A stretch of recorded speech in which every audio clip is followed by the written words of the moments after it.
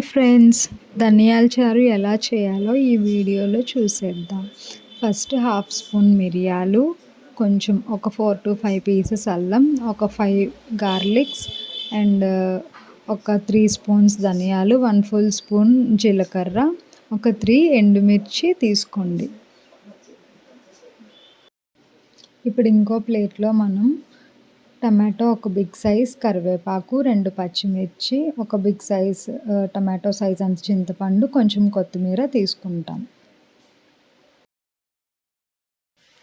మనం తీసుకున్న ఇంగ్రీడియంట్స్ అన్నీ ఒక కుక్కర్లో యాడ్ చేసుకోండి.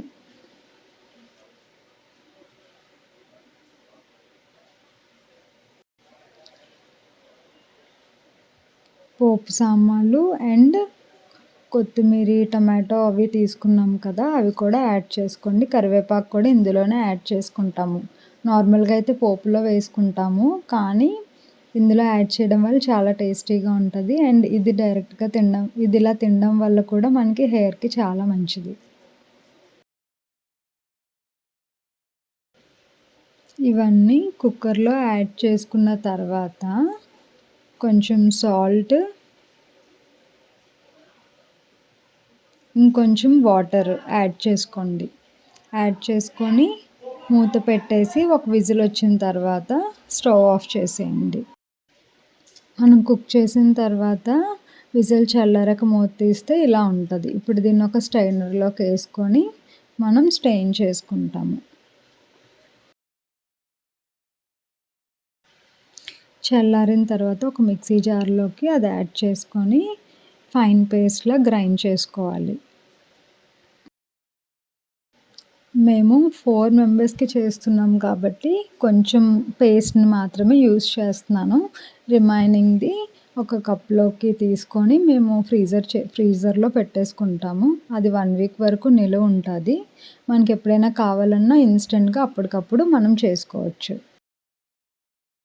ఇప్పుడు స్టవ్ ఆన్ చేసి కడాయి పెట్టి కొంచెం ఆయిల్ యాడ్ చేసుకుంటాము. ఒక 2 స్పూన్స్ ఆయిల్ హీట్ ఎక్కిన తర్వాత కొంచెం ఆవాలు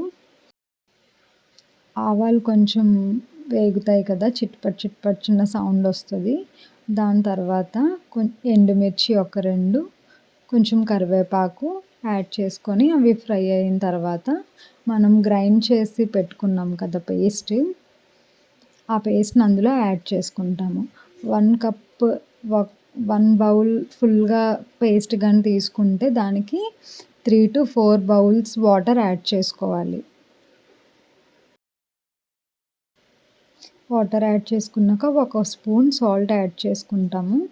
అది కొంచెం బాగా మరగాలి. మీడియం ఫ్లేమ్లో పెట్టి బాగా మరిగించిన తర్వాత ఇలా అవుతుంది. ఇప్పుడు కొంచెం ఈ స్టేజ్లో కొత్తిమీర యాడ్ చేసుకుంటాము. కొత్తిమీర యాడ్ చేసిన తర్వాత ఇలా బాయిల్ అవ్వగానే స్టవ్ ఆఫ్ చేసేయడమే. అంతే, ధనియాల రసం రెడీ.